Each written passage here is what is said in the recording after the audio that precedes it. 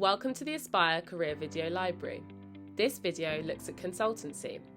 Management consultants help organisations by providing advice on how to solve issues, make strategic decisions, and become more effective in business performance.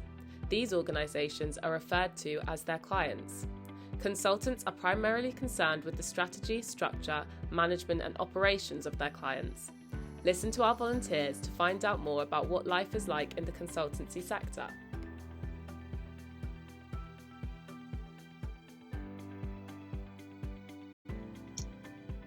Hi, my name's Tom. I am a consultant at Deloitte. I officially am a technology digital risk advisory consultant, so I joined in September 2020 straight after university, and I was also here for a year before when I went to Deloitte for a placement year. My university that I went to was Exeter, and the course that I studied was business with an advanced proficiency in Spanish. Hi, my name is Azar Chowdhury. I've worked in the management consulting sector and still am, and have been for the past 3 years. I studied politics, philosophy and economics at university. My name is Oluseun Odunlami. I'm a strategy consulting analyst here at KPMG within the strategy and value creation team. I specifically focus on financial services clients, so that is banking, insurance and asset management companies. I've been at the firm for about a year and a half, and prior to joining KPMG, I studied economics and politics at the University of Leeds. My role as a consultant typically involves a lot of speaking with clients that don't technically sort of work at Deloitte, of course. Our role as a consultant is generally to go into a business and fix any problems that they ask us to look at. And specifically as a technology and digital risk advisory consultant, I will specifically be speaking to either individuals in the IT function or those that have quite a tech-heavy role within the business to make sure that their IT function itself is operating as well as it can be, and also that the business as a whole can actually be as robust and resilient as they can against the likes of cyber attacks and any sort of threats that the company may face within the technological landscape. Strategy consultants are essentially independent advisors to the C-suite members of a business. Now, we help advise on the strategic direction of a business, so that relates to medium to long-term decisions. Management consultants are, in a sense, doctors for businesses who might be ill. So what we tend to do is we go into businesses that may not be performing well, may not be turning profits, and may be at a very dangerous stage of their life. And what we try to do is we try to give them medication to improve their health and to improve the way they operate. One thing that attracted me to my role was the variety of projects that you can work on. So with every new project, there's a new client that you have to understand, there's a new problem that you have to solve. We work across various different industries. We have a bunch of different propositions, so essentially the services we can do for our clients. So that means I could be working on a growth project, for instance. I could be working on a transformation project that spans across the client's whole business. I can be working on a costing project. I could be working on a deal project. So essentially that variety and that dynamism is something that I was particularly attracted to. I think also in terms of my skills, I think my skills very much aligned to the skills required in the job, and that attracted me to the role as well. So I enjoy communicating with colleagues, I enjoy working in a team and really exercising my interpersonal skills, and those are some of the skills that are really required on the job. I actually knew about the role in my third year of university, so you watching this video definitely are doing much better than I am when I was at sixth form. And I was interested in the role because I wanted to do something that was fast-paced, that wasn't just one thing again and again, and a role that allowed me to analyse a problem and engage with a lot of people that you normally wouldn't engage in a job, where sometimes you'd be talking to a senior manager within a company, and then the next day you might be speaking to an employee of another company, etc. So it's something that gave me variety, something that gave me analysis and etc. What first interested me in my sector as a consultant generally is absolutely the variety I think that I get with the projects that I work in. So it can be anything from sort of looking at an organisation's governance to looking at their controls in their IT department, or complete overhauls of certain parts of their business which I wouldn't get a look at otherwise before. That in turn means that I speak to a lot of different people, which I think is really interesting. So I wouldn't expect myself in another role to be speaking to, CFOs and COOs and CEOs. And I think as a first year who's only been at Deloitte for about 8 months, and that's synonymous with all the roles really that Deloitte has to offer, I think it's amazing the amount of responsibility that I get as well, which I think coming with the variety makes you a more well-rounded person, especially in your first few years, which really makes a difference for your confidence in your career going forward.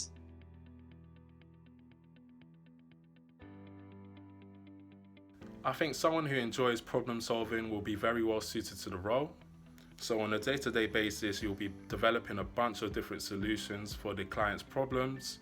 And so by having strong problem solving skills, you can be a much more effective practitioner. I also think someone that has strong critical thinking skills will be well suited to the role, because no matter how junior you are within a firm, you're always expected to challenge existing thinking. You're always expected to come up with your own opinion. So that would be very useful in a role. So when it comes to what type of person is best suited to a role as a consultant, I think you don't need to be technically, an absolute genius. You don't need to know everything from day one. That's not really what the role of consultant is about. You are speaking with a lot of different people. So I think you need to be quite approachable as a person, which obviously you can develop yourself. You need to be keen. You need to show an interest for your subject. You don't have to know everything about it. I didn't know everything about tech. I didn't really know much about tech before I even got to the interview stage, but it's that keenness that really shows for you to just absorb information and kind of pick up as things go. And just your ability to deal with different people, deal with different deadlines, and kind of doing those 3 things will get you so much further than just knowing the technical skills and not really knowing how you can convey those to a client to solve the problems that they have, which is ultimately what the job of a consultant is. Anyone and everyone really is suited to this role. If you are interested in improving businesses, if you are interested in analysing a problem and finding a solution, if you're interested in making sure that your skills are applied to work within a team, you're a team worker, etc. You're willing to learn, you know about general trends or how things are going, etc. Then I'd say this role is right for you.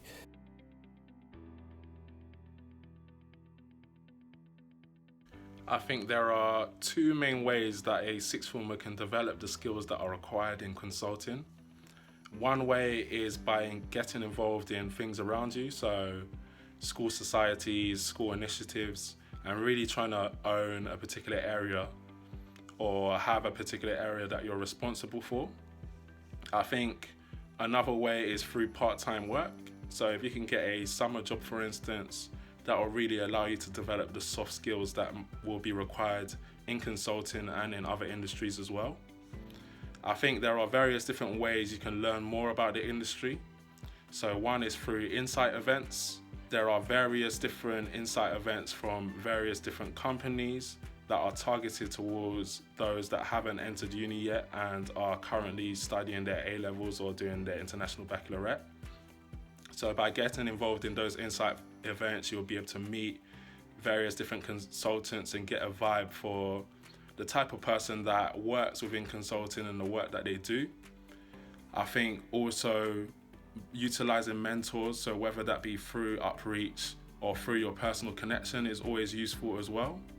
And I think finally, YouTube videos as well will be a useful way to learn more about the industry. So there are various different consultants and ex-consultants that create various different YouTube videos about what it's like to be a consultant, the day-to-day job. So using an array of different resources will give you a really accurate picture of what it's like to be a consultant. There isn't a journal out there that will tell you everything and anything about management consulting. Management consulting is very broad, it's very big, it's a massive space. So I'd say just do some general research on Google, firstly to understand what you want to be focusing on in consulting. And there's some great videos out there, some great TED Talks, some great books. I think there's one book called The McKinsey Mindset, which I'd encourage you to read, if that's the correct title. And also just reading The Economist. The Economist has got some very good sections on companies and also sometimes on CEOs, which improve your understanding of the world. Now, one thing I'd also say is don't beat yourself up if you don't understand certain concepts, if you don't understand certain bits of an article, because I still don't. So I'd say try to, but it doesn't necessarily mean that you have to understand anything and everything. But try to get an idea of what consulting is, and then try to see actually what areas in consulting do I want to go into. Is it tech? Is it strategy? Is it business change? Is it program management? And I'm sure all of these words don't mean much, but if you try to research them, if you're trying to look them up in Google, you'll get more of an idea of what they mean. I think it's just making the most of the projects that you're working on at the moment. Any assignments that you've got at college, if it's group work, then make the most of it. If it's not group work, then see if you can get a bit of collaboration going on with your course mates, just sort of sharing ideas, just so that you can articulate a topic that you're passionate about, that you chose about, in a way that could actually help one of your colleagues, which is a really constructive and positive way to do that. I think find any societies as well, because you'll be dealing with different people in those societies, which will set you up for uni if you want to go there, and also set you up for a career at Deloitte, whether you go to university or not. So I think just trying to mix yourself with as many people and getting stuck into as many subjects and topics and activities that you're passionate about are the main things that I'd say to build yourself up, for sure.